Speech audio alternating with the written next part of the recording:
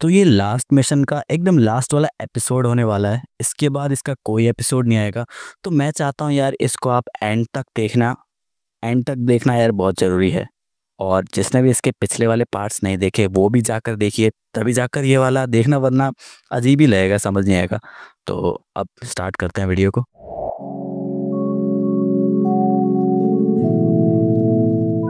एक मल्टीवर्स जो कभी एक शक्तिशाली क्रिस्टल के जरिए शांति में था, अब तबाही में डूबा हुआ है।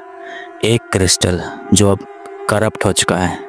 एक गॉड जो लोगों की जिंदगी के साथ खेल रहा है, हीरोज को विलन बना रहा है सिर्फ अपने मनोरंजन के लिए। क्रिस्टल हजारों लोगों का माइंड मैनिपुलेट करके उन्हें परमैन से लड़ने पर मजबूर कर देता है। अब परमैन उन हजारों लोगों से सिर्फ अकेला ही लड़ रहा होता है जिनके पास बहुत ज़्यादा ताकत होती है।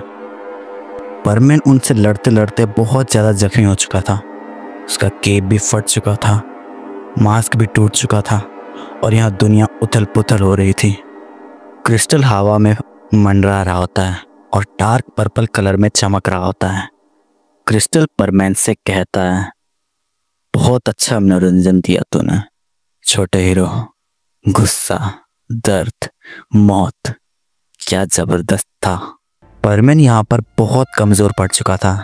उसका एक हाथ भी टूट चुका था और वो अपने टूटे हुए हाथ को पकड़ के क्रिस्टल की ओर देख रहा होता है।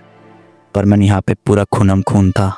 परमैन यहाँ पर बहुत सोचता है कि वो क्रिस्टल को कैसे हराए, और सोचते सोचते उसके दिमाग में एक बात आती है कि जब वो फ्रेगमेंट यानी उस क्रिस्टल के पार्ट को यूज़ कर रहा था पाको और गोकू को अपने टाइमलाइन, अपने यूनिवर्स में वापस से भेजने के लिए, तो उस क्रिस्टल की जो एक्स विल्डर थी उसने ये कहा था कि अगर तुम फ्रेगमेंट का इस्तेमाल करोगे दूसरों को बचाने के लिए तो तुम्हारा अपना वजूद खत्म हो जाएगा, तुम टाइम से बाहर आ जाओगे।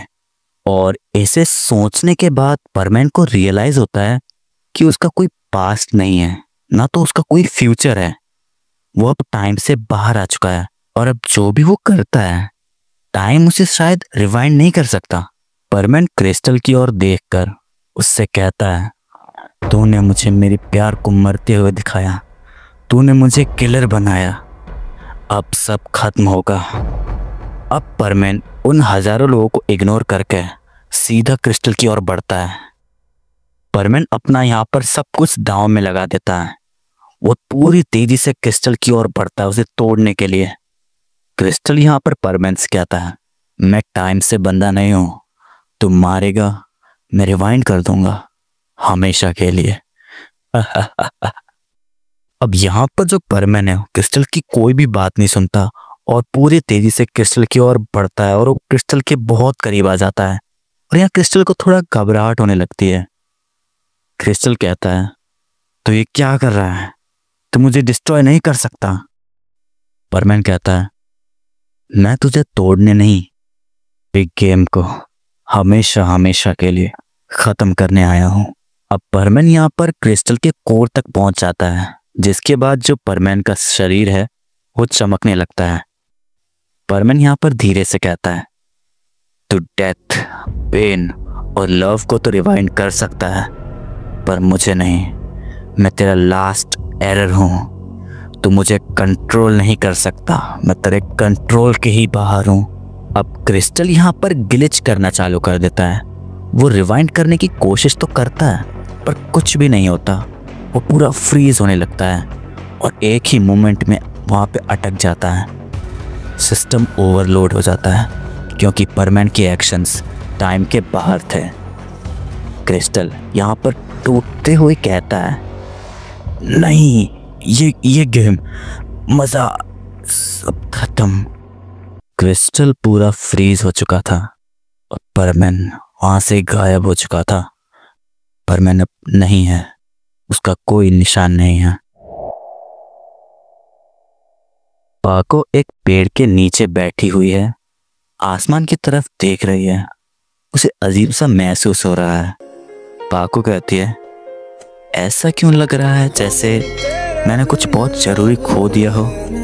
कोई उसके चेहरे पर एक हल्की सी मुस्कान आती है।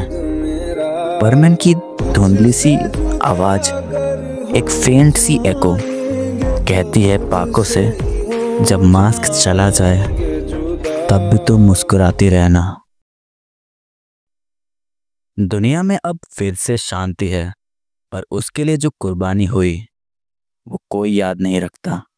एक हीरो जो टाइम से मिटा दिया गया, एक अंतिम बलिदान जिसे कोई कभी नहीं देखेगा और किसी को नहीं पता चलेगा कि उसने आखिर कितना बड़ा काम किया मल्टीवर्स में शांति बनाए रखने के लिए। वो एक ऐसा हीरो था जो ना किसी किताब में था, ना किसी की यादों में, ना उसके लिए आज तक कोई स्टैचू बना, ना उसका नाम किसी विक्ट्री स्पीच में लिया गया।